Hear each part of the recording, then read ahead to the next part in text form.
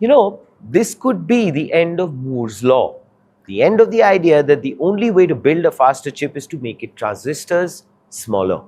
For over 50 years, the semiconductor industry lived by one rule: make things smaller. Smaller transistors, nodes, even smaller nanometers. From Intel to TSMC to Nvidia, the entire industry has been racing down the same road. But now, Huawei says the road itself is the wrong path. And instead of chasing smaller transistors, it wants to chase something else entirely, which is time. Huawei calls it the Tau scaling law. And if it works, China may have found a new way to compete in the global chip race without ever catching up in manufacturing. So, today on Front Page, we are going to speak about one of the most ambitious semiconductor announcements to come out of China in years. At the IEEE International Symposium on Circuits and Systems in Shanghai, Huawei unveiled what it calls the Tau scaling law, a new framework that it believes can take the semiconductor industry beyond the limits of Moore's law.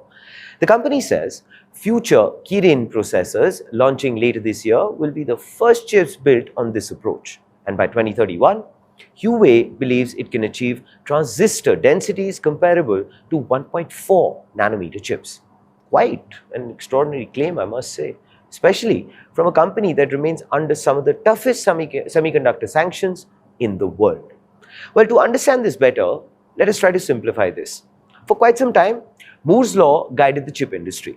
The idea was, every couple of years, transistor density doubles. More transistors means more computing power. The formula worked beautifully well.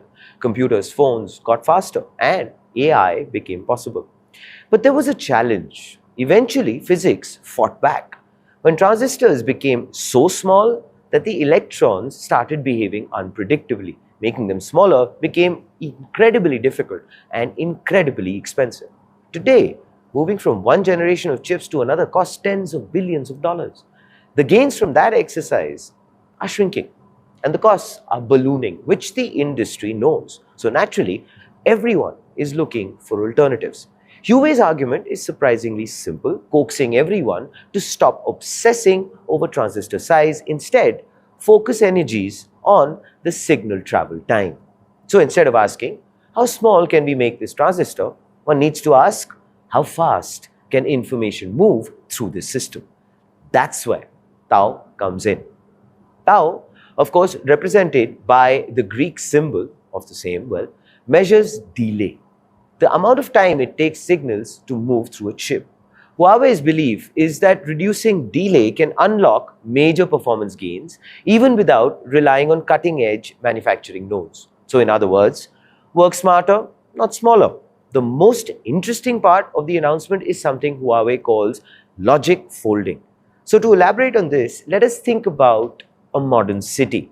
If the roads are badly designed, traffic slows down, even if the cars are fast. And that was inspired by Bengaluru. Anyway, Huawei believes today's chips have a similar problem. Signals travel across long physical distances inside processors.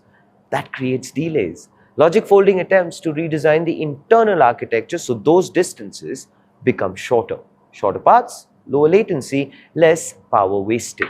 Higher performance, of course. The company claims this can improve both transistor density and overall computing efficiency.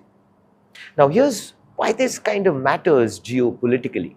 Huawei has spent years operating under US restrictions. We know this. It cannot freely access the world's most advanced manufacturing equipment.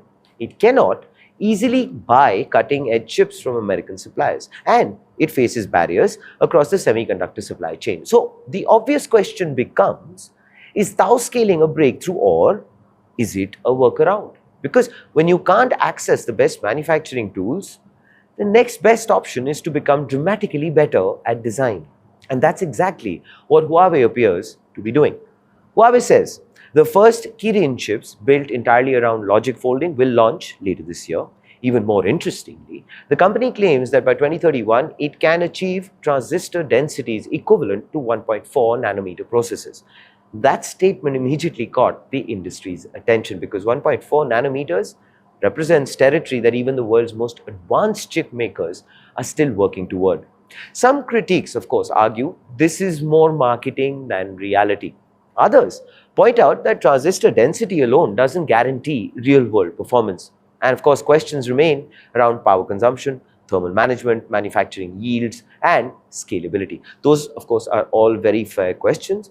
Well, because semiconductor history is full of impressive presentations that never really tend to become successful products.